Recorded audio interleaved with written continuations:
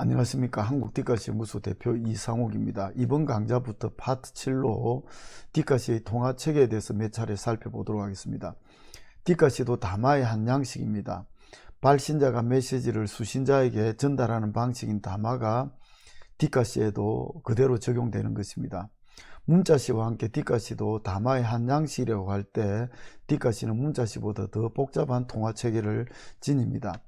발신자인 시인이 수신자인 독자에게 전달하는 과정도 그렇게 단순하지가 않습니다.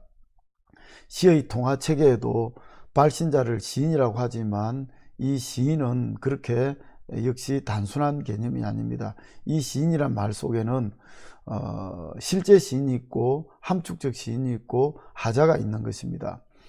역으로 독자도 꼭 마찬가지입니다. 디카시의 발신자 문제는 일반 문자시보다 더 복잡한 것이 디카시의 시인은 영감을 더 많이 문자시보다 의존하기 때문에 그렇습니다. 앞의 강좌에서도 디카시에 있어서 시인은 에이전트라는 관점에서 논의한 바가 있는데요. 여기서 하이데크 시론을 토대로 에이전트론을 부연해 보도록 하겠습니다. 송화성 교수는 하이데크가 시인을 신과 인간 사이의 존재자라고 명명한 것을 두고 미당 서정주와 관련한 신문 기고문에서 이렇게 지적했습니다. 한번 읽어보도록 하겠습니다. 시인은 신의 뜻을 가장 먼저 알아차리고 그것을 시로 만들어서 백성에게 전달해주는 중간적 존재자라는 뜻이다. 신의 대행자이거나 혹은 예언자적 반열에 시인을 올려놓은 말이라 할 수 있다. 이것은 결국 미당 서정주를 신의 대행자 혹은 예언자적 반열에 오를 만한 시인임을 지적한 그런 것인데요.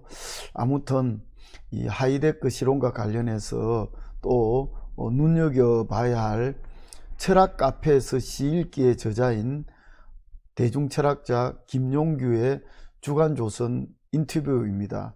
이것도 한번 제가 읽어보도록 하겠습니다. 내가 보기에 시인들은 굉장히 예민한 감수성을 갖고 있다. 마치 예민한 악기가 자신이 내는 선율이 어떤 감정을 갖고 있는지 모르고도 울림을 내고 아이들이 때로는 말 배울 때 뭔지 모르는 말을 하듯이 한다. 시 읽기의 마지막 단원에서 시에 대한 하이데크의 이론을 갖다가 시인이란 이런 사람들이라고 규명했는데 그 사람들은 자기가 하고 있는 말이 진짜 뭔지 잘 모르고도 시를 쓰는 일종의 무당이나 선지자나 예언자처럼 그냥 직관으로 받고 느끼는 것 같다. 이상의 오감도 같은 게 한 예다. 이렇듯 하이데크 시론은 시인을 신의 에이전트로 규정한 것입니다. 이 점에 대해서 송화성 교수나 김용규 대중철학자가 접신 상태의 시인에 대해서 이렇게 이야기하고 있습니다. 결국 이 하이데크 시론이라는 것이 시인이라는 것은 시인 자신이 말하는 것이 아니라 신의 에이전트라는 어떤 그런 것을 지적하고 있는 말이라고 볼 수 있겠습니다. 이 같은 하이데크의 시론은 문자시에서는 일반화되기는 어렵습니다. 이상이나 미당 같은 걸출한 시인들의 작품에서 부분적으로 드러난다고 할 수 있겠습니다.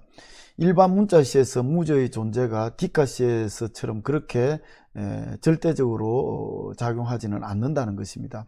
디카시에서는 시인은 자신의 말을 전하는 것이 아니라 궁극적으로 자연이나 사물의 말 혹은 그는 존재의 말을 전하는 것으로 보기 때문에 디카시에서 발신자는 시인을 넘어 무저의 존재로까지 이제 확장된다고 그렇게 볼 수 있겠습니다. 따라서 디카시의 통화체계는 기존의 시의 통화체계의 무저를 하나 더 절대적으로 추가해야 된다 그렇게 볼 수 있겠습니다. 즉 뮤저, 실제 시인, 함축적 시인, 하자 이렇게 봐야 한다는 것이죠. 디카시에서 시인이 사물에서 시적 영감을 느낄 때 그건 시인의 의지를 넘어 뮤저의 작용으로 보는 그런 신비성을 띠는 것이 사실입니다. 하지만 표면적으로는 시인이 1차적 발신자가 됩니다. 시인으로 하여금 말하게 하는 원천으로서의 무저의 존재는 창작심리 심층의 문제입니다. 따라서 디카시의 발신자를 시인에게 초점화해서 통화체계를 살펴보는 것은 뒷가시에서 얼마든지 가능한 것입니다. 다음 시간에도 뒷가시의 통화체계에 대해서 살펴보도록 하겠습니다. 계속 많은 성원을 부탁드립니다. 감사합니다.